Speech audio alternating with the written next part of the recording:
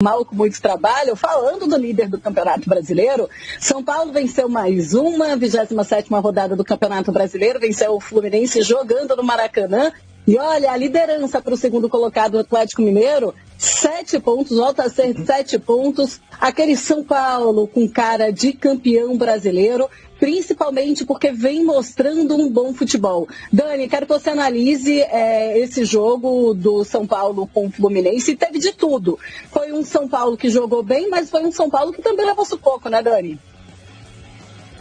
Seguindo um pouco a máxima do que é esse São Paulo, né? Em alguns momentos se desorganiza e aí o adversário acaba encontrando espaços, mas é um São Paulo que, além da competência, além do encaixe, além de tudo isso que a gente está vendo, já está com a sorte do campeão, né? Aquela hora que a bola bate na trave e entra, aquela hora que o passe que era errado aparece, alguém ajeita. Então o São Paulo, ele foi ganhando aos poucos a confiança. O Diniz, tão questionado, tão criticado lá atrás, né? Acabou, por méritos próprios, promovendo muitas mudanças e no final essas mudanças encaixaram. Então, agora o que a gente vê é um São Paulo competitivo, é um São Paulo que sabe como joga, é um São Paulo que, por mais que em alguns momentos tome esses sufocos do adversário, ele sabe se recompor, porque antes era isso, era um tempo bom, um tempo ruim, e parecia que o São Paulo tinha apagões. Isso já não acontece mais. É um São Paulo que parece que está nessa reta final, difícil de alguém tirar esse título da mão do São Paulo. A gente falava tanto em Flamengo no começo da temporada e ainda esperamos o Flamengo desabrochar durante todo esse caminho e acabou que agora ficou claro que foi curto. Ainda dá para o Flamengo? Matematicamente, claro, ainda dá e a gente tem que levar isso em conta. O Flamengo pode ainda crescer, mas não é o que a gente vê, por exemplo, nessa rodada, né? Quando a gente chegar lá para falar de Flamengo e Fortaleza, a gente vai comparar o futebol dessas duas equipes e o São Paulo realmente é quem desponta nesse Campeonato Brasileiro. Com uma vantagem cada vez maior, com uma liderança cada vez mais consolidada e com jogadores que cada vez mais compreendem o que é o trabalho desse treinador. Claro, não vai estar todo mundo 100% o tempo todo, mas o Diniz consegue peças de reposição também num elenco que não é um elenco recheado, né? Vídeo quando o Luciano fica fora e ele dá ali o jeito dele para não ter um jogador igual, colocar o Tietchan no meio campo e acabar fazendo desse São Paulo competitivo de várias maneiras diferentes. Eu acho que esse foi o grande trunfo do Diniz. Ele descobriu um São Paulo capaz de competir apesar da adversidade no ano de pandemia. Então, cada vez mais perto da taça, né? Ainda não é campeão, ainda tem um caminhozinho, mas acho que está difícil tirar do São Paulo esse título do Campeonato Brasileiro. Pois é, tá difícil mesmo, viu, Dani? Você estava falando aí, cada vez mais perto, claro, cada rodada que vai passando e o São Paulo vai somando os seus 3 pontos, vai somando vitória, vai ficando mais perto, sim, um São Paulo do Diniz, um São Paulo que tem cara do Diniz, com jogadores que se mostram agora muito à vontade com o treinador. E, Antero, eu quero falar sobre isso, sobre como teve uma mudança que não foi rápida, que precisou de um tempo para acontecer esse amadurecimento, mas parece que chegou.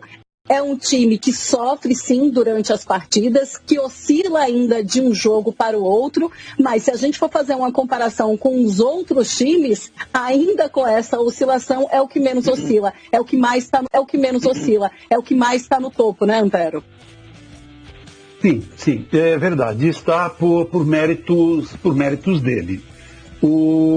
O São Paulo, a Dani já levantou vários aspectos que levam levam à liderança, né? Olha, o Diniz, ele demorou um ano para encontrar um equilíbrio no São Paulo. Nesse período ele oscilou bastante, acumulou algumas decepções, algumas desclassificações.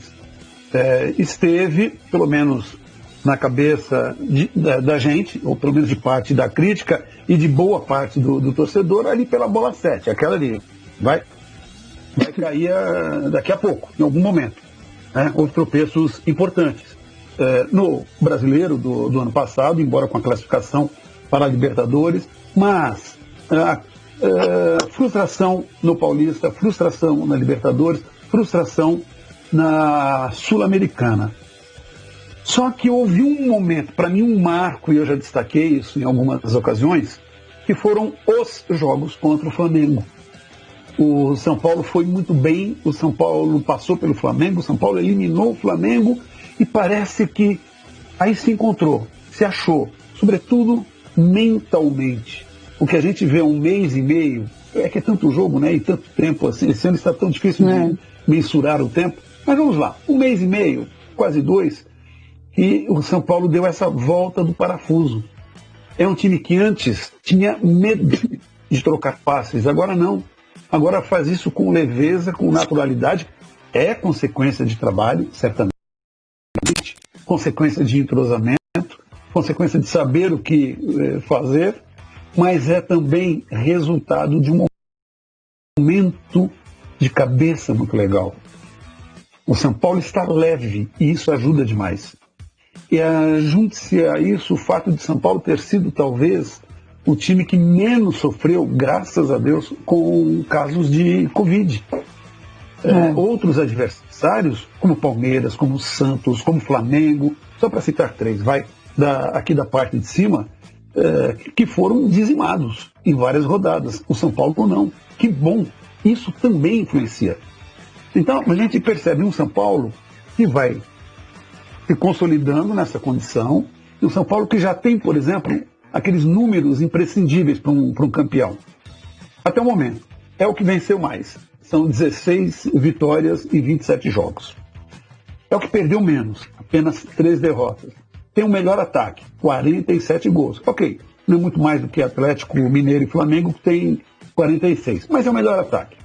É a melhor defesa, 22 gols apenas sofridos, assim como o Grêmio, embora o Grêmio esteja lá na 5ª colocação. Então, repare que a gente vai vendo que esses são números que mostram a solidez do São Paulo, ou a perseverança, a regularidade. E isso conta bastante. Ô Antero, o torcedor de São Paulo não gosta que a gente fale que está com cara de campeão, diz que isso é zicar o time, que daqui a pouco as coisas começam a dar errado, só porque a gente está falando mesmo, né? Isso acontece. Bobagem. Mas é impressionante o trabalho do Diniz. É claro que o trabalho do Diniz não vai desandar simplesmente porque a gente está falando sobre isso, a verdade é essa. Você mostrou os números aí agora na 27ª rodada do Campeonato Brasileiro. 3 derrotas, é realmente impressionante. É o mesmo número de derrotas do Grêmio, tem um jogo a menos o Grêmio, é verdade, mas 3 derrotas em um campeonato como o Campeonato Brasileiro é um número incrível. Sim, mas é incrível, é impressionante realmente você ter esses números. É número de campeão. Agora, para deixar o torcedor ainda mais iludido, a gente tem uma tabela para mostrar aqui para o torcedor também, para os outros torcedores. Não, mas é um levantamento muito interessante, que mostra aí como é que estavam a rodada da liderança na rodada 27 dos outros campeonatos brasileiros. Então, olha a situação aí. A maioria dos times que estavam à frente na liderança nessa rodada 27, na era dos pontos corridos, eles foram campeões. Então a gente mostra aí, 2013, o Cruzeiro, o campeão foi o Cruzeiro, 2004 foi o Santos, 2005 o Corinthians, 2006 São Paulo, 2007 São Paulo. 2008 não, tá aí, Palmeiras, e o São Paulo acabou campeão. Em 2009 o Palmeiras era o líder na rodada 27 e o Flamengo acabou campeão. 2010 era o Fluminense foi campeão. Vamos seguir, então, mostrando aí os outros anos. O Vasco, aí o Corinthians foi campeão em 2011, Fluminense campeão, 2012, 2013 também se confirmou, 2014 se confirmando com o Cruzeiro, 2015 também, 16, 17, 18, 19 e agora 2020. Tem uma interrogação aí, o torcedor de São Paulino se tremendo já, hein, Dani? Eu acho que é curioso, assim, né? Além dos números expressivos, eles são frios, se a gente pegar só o número em si, são 3 anos, né? Nos pontos corridos que o líder na 27ª rodada não foi campeão. Mas mais do que isso, eu acho que tem uma outra coisa para a gente analisar, que é quem está competindo com esse líder no momento, né? O Atlético Mineiro é o vice-líder, mas acabou que não conseguiu uma consistência de futebol para manter aquilo que a gente esperava do Sampaoli, né? É um time que arrisca, é um time que ataca, é um time que empatou pouco até um determinado momento, mas depois não conseguiu manter essa característica. O Flamengo, que se esperava tanto, passou por grandes mudanças ao longo dessa temporada que acabaram fazendo desse Flamengo menos competitivo. A troca de treinadores influenciou muito nisso. A Covid fez com que o Flamengo descobrisse alguns talentos ali no próprio elenco, mas também acaba prejudicando o preparo físico, né, que precisa ser recuperado. A gente viu os jogadores do Flamengo sofrendo muito. Então, para comparar com o ano que eu me lembro bem, que é 2009, eu morava inclusive em São Paulo e eu me lembro dos palmeirenses já comemorando esse título quando o Flamengo foi campeão, não existe essa competitividade tão grande, esses dois times parelhos que você possa esperar qualquer coisa de um ou de outro. E isso está traduzido no campo do São Paulo. O Sara falhou no último jogo, né? A gente sabe que foi uma falha individual e saiu o gol do Fluminense, mas isso não abala a confiança, porque o que o São Paulo tem? O São Paulo tem um grupo que sabe onde o companheiro vai estar. O São Paulo, quando chega para atacar, ele chega na área com uma quantidade expressiva de jogadores. A gente pode prestar atenção ali depois. Está sempre à frente, está sempre sabendo como fazer o que o treinador pede. Isso é fruto de algumas coisas que a gente tem que enaltecer. Se foi por acaso, se não foi por acaso, se o Raí foi teimoso, não foi teimoso, mas assim, é um trabalho de longo prazo dentro do futebol brasileiro, que é uma raridade. O Flamengo não conseguiu isso esse ano e está pagando preço. O Rogério é ruim? Não, não é. O Galo conseguiu o Sampaoli, mas só tinha uma competição, então talvez seja um pouco decepcionante não ter conseguido se manter até o final. Pode ser campeão, pode ser que eu morda a minha língua, pode ser. Mas eu acho que não tem ninguém com essa capacidade de olhar para dentro do campo que o São Paulo desenvolveu no passar do tempo do trabalho de Diniz. A confiança, a maneira de jogar, as correções que ele já pôde fazer dentro do elenco. A gente olha para a defesa hoje, essa defesa se modificou muito no passar da temporada. Então o São Paulo hoje é o forte candidato ao título. Claro que pode acontecer como nas outras 3 edições que a gente citou, pode, mas acho muito difícil por tudo isso que está colocado, por tudo isso que está nos números e por tudo isso que está no campo quando o São Paulo entra para jogar.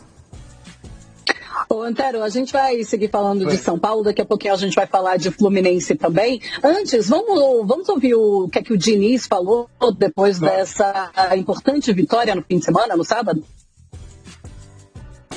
A história está escrita, graças a Deus, com o Daniel Alves. A gente não sabe como é que ela seria escrita de outra forma, mas ainda bem que ele está conosco. Dele ser um jogador desse tamanho e de poder estar produzindo cada vez mais.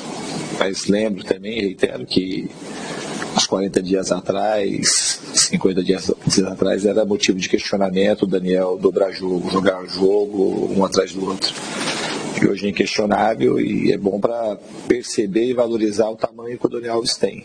Eu costumo dizer sempre, nas entrevistas quando eu tenho a possibilidade, que ele é um jogador ainda de alguma forma incompreendido daquilo que ele é. Ele é muito grande, Daniel, como jogador e como pessoa. Ele agrega muito, ele distribui muito e ele nos ajuda muito. Então é um pouco difícil a gente postular como que seria sem o Daniel, porque ele é uma referência ímpar no nosso time.